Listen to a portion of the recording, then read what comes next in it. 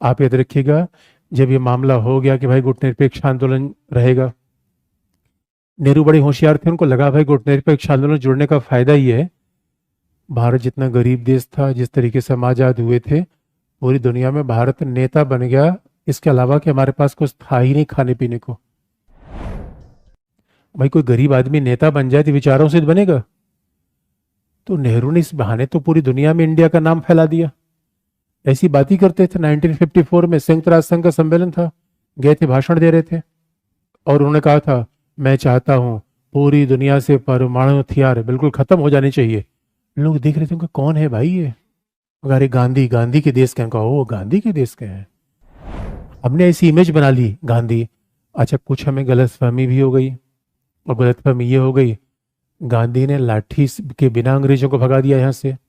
तो नेहरू को लगा गांधी अगर बिना लाठी के अंग्रेजों को भगा सकते हैं तो मैं प्यार मोहब्बत से पूरी दुनिया को चेंज कर सकता हूं। तो गांधी का फार्मूला लेके आगे बढ़ जा रहे थे वो। अच्छा, जो लोग नेहरू कई बार आलोचना करते हैं कितने ज्यादा शांतिवादी थे, कई लोग तो अब तो भाई कुछ और भी किताबें लिखी जा रही हैं, कई लोग तो यहां तक आलोचना कर देते थे कि नेहरू ने एक आदमी को इसलिए मंत्री बना रखा था कि उनके साथ वो समाजवाद की बातें करता था। लेकिन आप याद रखिए, ये आलोचना ठीक नहीं है। आलोचना ठीक इसलिए नहीं है, एक बात पूरी दुनिया में चले जाइएगा, अब भारत में रहते हैं तो आपको भारत खामियां जहां रहेंगे उनकी खामियां दिखेंगी। एक बार पूरी दुनिया में चले जाएगा, मेरी प्रार्थना भी है कि आप पूरी दुनिया में घूमें भाई, तभी तो हमारी सफलता है, पूरी दुनिया में घूमेंगे। जितना टॉलरेंट इंडियन सोसाइटी है, पॉलिटिशियन कितने खुराफात के बावजूद, इतनी टॉलरेंट सोसाइटी कहीं दुनिया में मिल जाए तो हमें बता दीजिएगा पहला।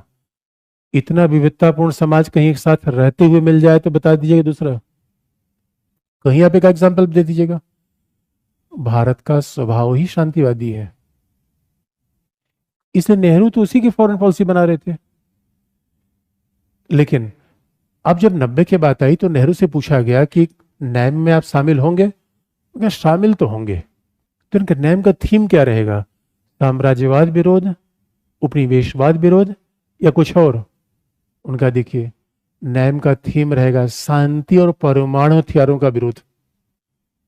ध्यान सुनने की बात है भाई। उपनिवेशवादी लोग कौन थे? इंग्लैंड।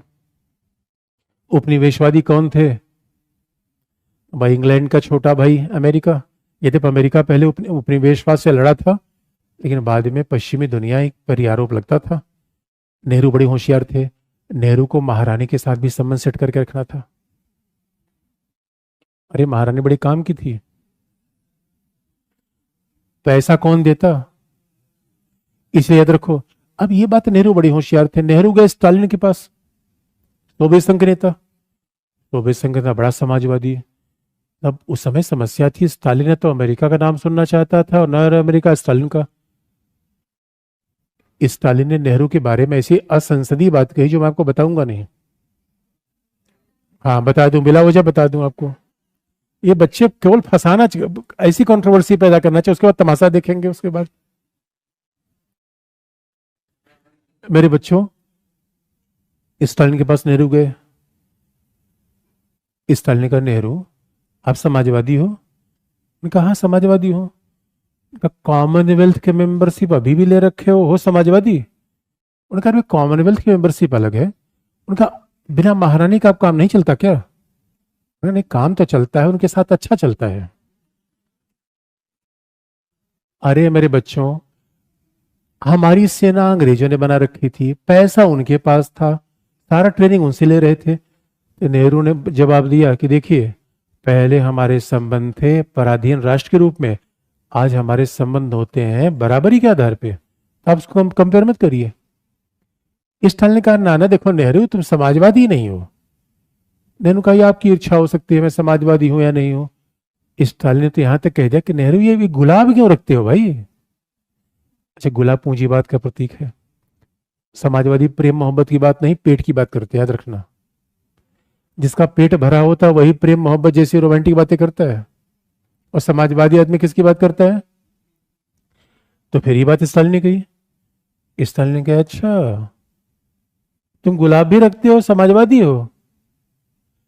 नेहरू ने कहा स्टालिन साहब, हमारा समाजवाद प्यार से चलता है, लठ से नहीं, क्योंकि शक्ति प्यार से आती है, तलवार से नहीं। स्टालिन तलवार से सोवियत संघ को बदलना चाहते थे, फेल हो गए, और नेहरू ने कहा हल्ले हल्ले हो जाएगा। सामाजिक न्याय, भारत में सामाजिक न्याय सफल हुआ है, रसिया में इतने बड़े देश में नेहरू ने सफल कर दिया। स्टालिन मानने को तैयार नहीं होते थे। और स्टालिन तो भारत के इतने विरोध में था कि किसी को पता चल जाता था भारतीय है, वो बहुत नकारात्मक तरीके से देखता था।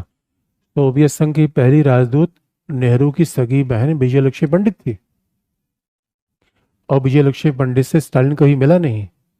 जबकि इस प्रोटोकॉल होता है, किसी भी देश का राजदूत जाता है तो उस शासनाध्यक्ष से अपना परिचय देता है कि भाई मैं इस देश का राजदूत हूँ। भारत में कोई रसिया का राजदूत आएगा तो राष्ट्रपति से जाके मिलेगा, अपना परिचय बताएगा कि मैं इस देश का हूँ, एक प्रोटोकॉल है। स्टालिन कभी विजयलक्ष्मी पंडित से मिला ही नहीं। कहता भाई नेहरू सब पूंजीवादी, तो उनकी बहन कैसी होगी, मुझे मिलने की क्या जरूरत है। उसके बाद राधा कृष्णन को बना के वहां का राजदूत भेजा गया। वो तो राधा कृष्णन आए और तब तक स्टालिन मर गया, उसको ख्रुश्चेव आए 53 के साथ हमारे रशिया के संबंध ऐसे आगे बढ़े, फिर आगे चलते ही चले गए। और राधा कृष्णन एक फिलोसफर, राधा कृष्णन रसिया पहुंच रहे थे, स्टालिन बीमार था, और स्टालिन बीमार था, कहता अब मैं मर जाऊंगा, अब नहीं रहूंगा। और राधा कृष्ण ने कहा मुझे स्टालिन को देखना है। एम्बेसी ने कहा ना ना, आप बिला वजह मत जाइए, वो भारतीयों को पसंद नहीं करता, उसे ऐसा शक है कि भारत अमेरिका के साथ है। इस राधा कृष्ण ने कहा अरे वो पसंद नहीं करता तो मैं तो सबको पसंद करता हूँ, मैं फिलोसफर आदमी हूँ। गए अपना, कहा था मैं मर जाऊंगा। स्टालिन ने कहा, राधा कृष्ण ने कहा कैसी बात कर रहे हो आप, मर जाओगे, आत्मा अमर अजर अविनाशी है। स्टालिन उठ के बैठ गया, उनका ये कौन आदमी है भाई ये। राधा कृष्ण ने कहा आप मर नहीं सकते, ये शरीर है कपड़े जैसा है, आत्मा तो अमर है, आप रहोगे यहाँ पे। कहा जाता है स्टालिन ने जब पूछा कहाँ का आदमी है, कहीं भारत के नए राजदूत का, बैठो बैठो बैठो और कुछ बातें बताओ। स्टालिन को ये नहीं पता था ये बात भारत में बच्चा बच्चा जानता है।